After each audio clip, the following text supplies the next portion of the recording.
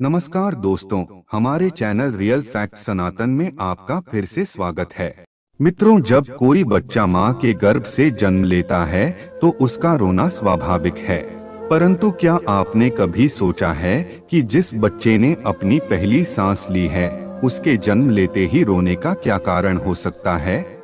मित्रों, हमारे हिंदू धर्म शास्त्रों में वैसे तो उसके पीछे की एक पुरानी कथा की मान्यता है जिसका वर्णन हमें विष्णु पुराण में मिलता है, परंतु इसके साथ ही चिकित्सा जगत में भी चिकित्सीय दृष्टि से इसके पीछे के कुछ कारणों की व्याख्या की गई है। आज के वीडियो में हम बात करने जा रहे हैं हिंदू धर्म शास्त्रों में वर्णित उस पौराणिक कथा के बारे में जो कि बच्चे के पहले रुदन से जुड़ी हुई है, मतलब जन्म लेते ही शिशु का रोना क्यों जरूरी?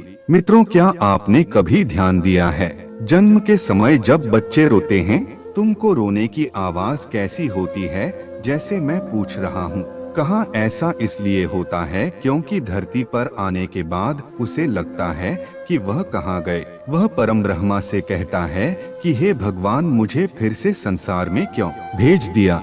लेकिन यह ईश्वरी विधान है कि जो जीवित है उसकी मृत्यु एक दिन होनी ही है, और जिसकी मृत्यु हो चुकी है उसे नया शरीर लेकर पुनः इस पृथ्वी पर आना है। इसी तरह ब्रह्मा का सृष्टि चक्र चलता है।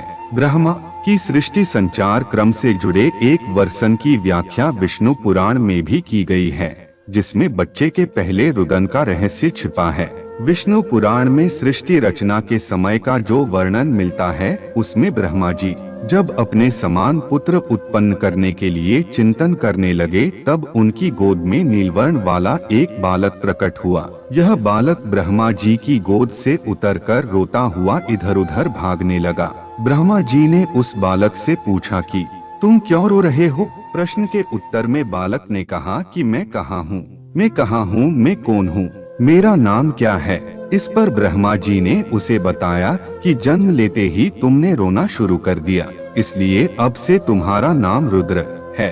ब्रह्मा जी द्वारा नाम बताने के बाद यह बालक 7 फिर रोया, इसलिए ब्रह्मा जी ने उसको अन्य 7 नाम और दिए। इस प्रकार है भव, शर्व, ईशान, पशुपति, भीम, उग्र और महादेव। इस तरह रुद्र के यह 8 नाम हुए कहा जाता है। तभी से बच्चे के जन्म के बाद रोने की परंपरा शुरू हुई, क्योंकि इससे पहले बच्चे जन्म के उपरांत नहीं होते थे और हमारे हिंदू शास्त्र विष्णु पुराण में इससे संबंधित इसी मान्यता का वर्णन मिलता है। इसके बिल्कुल विपरीत यदि हम नवजात शिशु हमने पहले रुदन से जुड़े प्रश्न का उत्तर चिकित्सीय जगत में ढूंढे तो इससे जुड़ा एक दूसरा दृष्टिकोण में आता है। दरअसल नवजात शिशु जन्म से पूर्व गर्भनाल के माध्यम से सांस ले रहा होता है, परंतु कुछ सेकंड बाद बच्चे को खुद से सांस लेना पड़ता है, और जब नवजात शिशु सांस लेता है तो मैं अपनी नाक और मुंह में जमे तरल पदार्थ को बाहर करता है। वास्तव में शिशु जो मां के गर्भ में होता है तब ये सांस नहीं लेता। यह इकोनॉमिक नामक एक थैली में होता है जिसमें इकोनॉमिक द्रव भरा होता है। उस समय शिशु के फेफड़ों में हवा नहीं होती बल्कि उसके फेफड़ों में भी इकोनॉमिक द्रव भरा होता है। इस स्थिति में बच्चे को सारा पोषण अपनी मां के द्वारा गर्भनाल के जरिए मिलता है। मां की शरीर से बच्चे के बाहर आते ही गर्भनाल काट दिए जाती है। इसके बाद शिशु को उल्टा लटका कर उसके फेफड़ों से एमनियोटिक द्रव निकाला जाता है, जो कि एक जरूरी प्रक्रिया है ताकि फेफड़े सांस लेने के लिए तैयार हो सके। इसके लिए जरूरी है कि बच्चा लंबी सांस ले, जिससे फेफड़े के कोने कोने से एमनियोटिक द्रव निकल जाए और फेफड़ों कार्यमक अकी तक हवा आने जाने पर का मार्ग खुल जाता है। द्रव के निकल जाने पर सांस का मार्ग खुल जाता है और वायु का संचार होने लगता है। इन सब के लिए रोने की क्रिया महत्वपूर्ण काम करती है।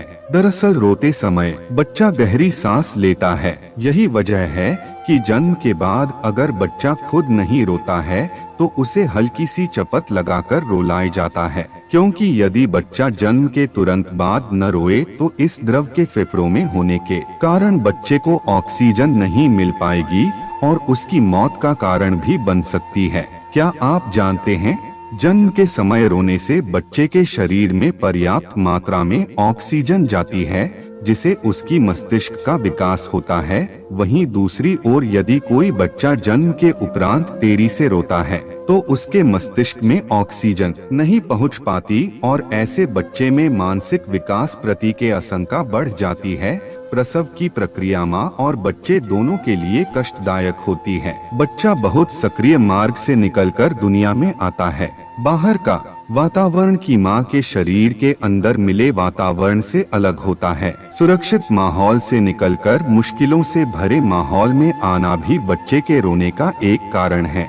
गर्भ में पलने के बाद बच्चा जब जन्म लेता है तो वह अगले 24 घंटे बहुत शांत रह सकता है। ऐसा इसलिए भी होता है क्योंकि बच्चा बाहर के वातावरण के साथ स्वयं को अनुकूल कर रहा होता है। बच्चे का पहली बार होना सबसे ज्यादा जरूरी होता है। अगर बच्चा पहली बार नहीं रोता है तो डॉक्टर उसके स्वास्थ्य से संबंधित जांच करना शुरू कर देते हैं। कई बार बच्चे का ना रोना बच्चे की मौत का कारण भी बन जाता है। यह भी कहा जाता है कि शिशु रोना इसलिए भी जरूरी होता है क्योंकि वह रोने के माध्यम से ही अपनी जरूरतों को बताता है। चिकित्सक विशेषज्ञ ये मानते हैं कि बच्चे के रोने की आवाज माँ सो रही होती है तब भी उसे सुनाई दे जाती है। यह एक प्रकृति का नियम जैसा है। स्वस्थ शिशु 25 घंटे में लगभग 3 घंटे तक रो सकता है। कई बार कुछ शिशु उससे ज्यादा रोने की आदत देखी जाती है। ज्यादातर बच्चे सुबह के समय और दोपहर के बाद शाम को रोते हैं, परंतु यदि बच्चा 40 मिनट से 1 घंटे तक लगातार हो रहा है तो यह गंभीर बात हो सकती है और इसका परामर्श हमें तुरंत डॉक्टर से करना चाहिए। प्रियो मित्रों, आशा करता हूँ कि आपको हमारी यह वीडियो पसंद आई होगी। अगर पसंद आई है तो वीडियो को ज्यादा से ज्यादा लाइक करने के साथ साथ अपने मित्र और परिवारों के साथ शेयर जरूर करें और ऐसी ही आध्यात्मिक जानकारी के लिए रियल फैक्ट सनातन परिवार का हिस्सा बने। हमसे जुड़े रहने के लिए सब्सक्राइब करें हमारा यूट्यूब चैनल रियल फैक्ट सनातन। धन्यवाद।